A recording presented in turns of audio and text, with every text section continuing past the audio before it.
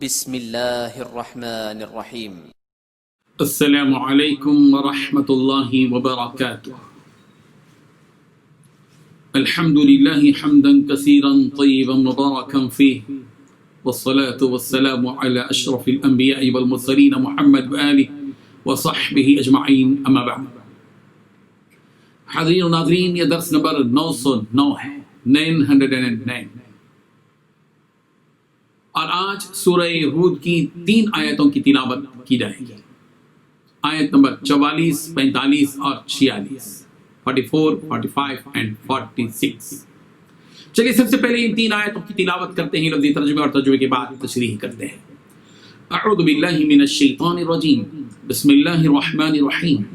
وقیل یا ارض ابلعی ماءک ویا السماء اقلعی وغیض الماء وقضی الامر واستوت على الجود وقيل بعدا للقوم الظالمين ونادى نوح ربه فقال رب إن ابني من أهلي وإن وعدك الحق وأنت أحكم الحاكمين قال يا نوح إنه ليس من أهلك إنه عمل غير صالح فلا تسألني ما ليس لك به علم إني أعظك أن تكون من الجاهلين۔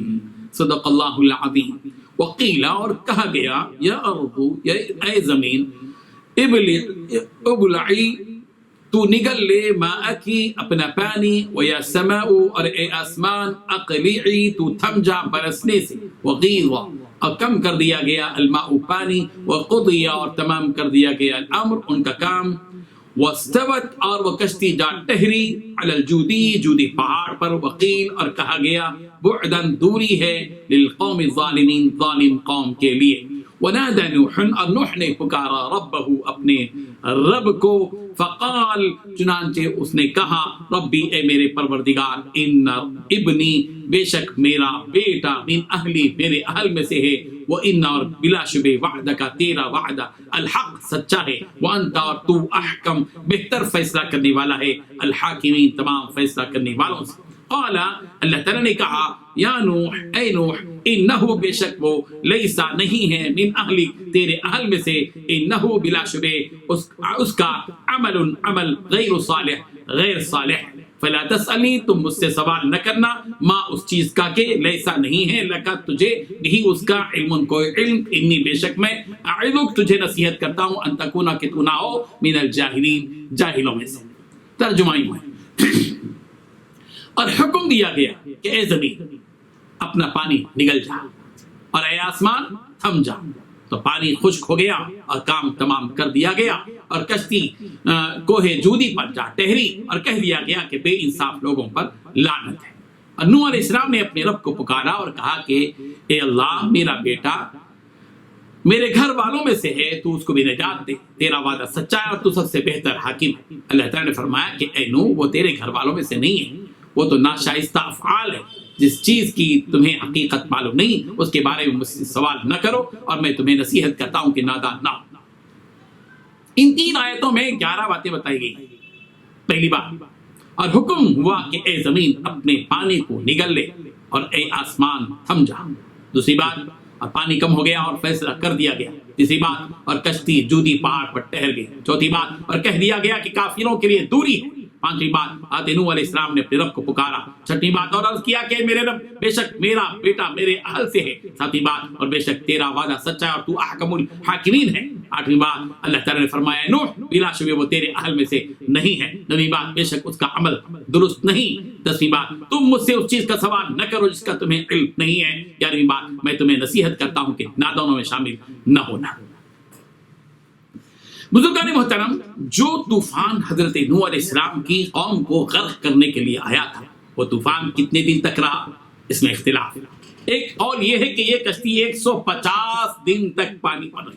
اللہ، 150 دن کس کو کہتے ہیں؟ اور ایک قول یہ ہے کہ وہ 6 مہینوں تک پانی میں رہی۔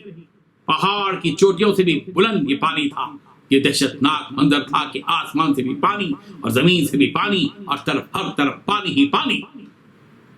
جب روئے زمین کے سارے لوگ غرق ہو گئے اور صرف کشتی پر سوار لوگ ہی باقی رہ گئے تو اللہ تبارک و تعالیٰ نے زمین کو حکم دیا کہ وہ اپنے پانی کو نگل لے اور آسمان کو حکم دیا کہ وہ تھم جائے. بس پانی کم ہو گیا اور فیصلہ کر دیا گیا. یعنی اللہ تبارک و تعالیٰ نے حضرت نوح علیہ السلام سے جس ظالم قوم کی ہلاکت کا وعدہ کیا تھا وہ وعدہ پورا ہو گیا اور کشتی عراق کی شمالی جانب جزیرے میں جودی پہاڑ پر آ کر رک گئی، یعنی موصل نامی علاقے. یہ ظالم قوم ہلاکت اور خسارے سے دوچار ہو گئی، اللہ کی رحمت سے انہیں دوری ہو گئی.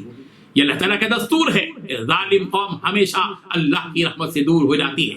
اللہ تعالیٰ کے ساتھ شرک کرنے والے مجرم لوگوں کا انجام یہی ہوتا ہے کہ وہ رحمت سے محروم ہو جاتے ہیں. حضرت نوح علیہ السلام کی کشتی جودی پہاڑ پر اتری. مفسرین نے لکھا ہے کہ حضرت نوح علیہ السلام اس پہاڑ پر 1 مہینے تک رہے اور جب یہ یقین ہو گیا کہ پانی ختم ہو گیا ہے اور زمین اس لائق ہو گئی کہ اس پر قیام کیا جا سکے تو حضرت نوح علیہ السلام اس پہاڑ سے نیچے تشریف لے آئے اور پھر یہ دنیا دوبارہ بسنی شروع ہو گئی. حضرت نوح علیہ السلام کے ان 3 بیٹوں سے جو کشتی میں سوار تھے نسلیں دوبارہ چلی. ان تینوں بیٹوں کے نام یہ تھے سام، حام اور یافیہ. اس موقع پر حضرت نوح علیہ السلام نے اپنے پروردگار سے اپنے بیٹے سے متعلق دعا فرمائی. فقال ربی ان ابنی من اہلی، کہا کہ میرے رب میرا بیٹا میرے اہل میں سے ہے اور آپ کا وعدہ سچا ہے اور آپ احکم الحاکمین ہیں. اللہ تبارک و تعالیٰ نے حضرت نوح علیہ السلام سے یہ وعدہ فرمایا تھا کہ وہ ان کے اہل و عیال کو نجات عطا فرمائے گا. لیکن جب ان کا ایک بیٹا غرق ہو گیا تو حضرت نوح علیہ السلام نے اپنے پروردگار سے کہا کہ میرا بیٹا تو میرے اہل میں سے ہے اور آپ کا وعدہ تو حق اور سچا ہے اور آپ تو احکم الحاکمین ہیں. تو اللہ تبارک و تعالیٰ نے حضرت نوح علیہ السلام سے کہا کہ یہ نافرمان بیٹا آپ کے اہل میں سے نہیں ہے، اس لیے کہ میں نے تو یہ وعدہ کیا تھا کہ تمہارے اہل میں سے جو ایمان لائے اس کو نجات دوں گا. اگر تمہارا یہ بیٹا بھی ایمان لے آتا تو ضرور ہم نجات دے دیتے. دوسری بات اللہ تعالیٰ نے فرمائی انہ عمل غیر صالح، بے شک اس کا عمل درست نہیں ہے، اس لیے کہ اس نے ہدایت اور اصلاح کی دعوت کا انکار کر دیا اور یہ کافروں میں شامل ہو گیا ہے. اس کا یہ عمل تمہارے اہل میں ہونے سے مانے. تیسری بات اللہ تعالیٰ نے یہ فرمائی فلا تسألنی ما لیس لک بہ علم، اے نو تم مجھ سے اس چیز کا سوال نہ کرو جس کا تمہیں علم نہیں ہے. یعنی تم مجھ سے ایسی گزارش مت کرو جس گزارش کے درست ہونے یا نہ ہونے کا تمہیں علم نہیں ہے. چوتھی بات یہ فرمائی انی اعیدک ان تکون من الجاہلین، میں تمہیں اس بات کی نصیحت کرتا ہوں کہ تم نادانوں میں شامل نہ ہونا. یعنی میں اس طرح کے سوال سے تمہیں روکتا ہوں اور تمہیں ڈراتا ہوں اس بات سے کہ تم گنہگاروں میں سے نہ ہو جاؤ. حضرت موسیٰ علیہ السلام نے اللہ تعالیٰ سے کہا تھا قال اعوذ باللہ ان اکون من الجاہلین، کہا کہ میں ایسے جاہل ہونے سے اللہ کی پناہ پکڑتا ہوں.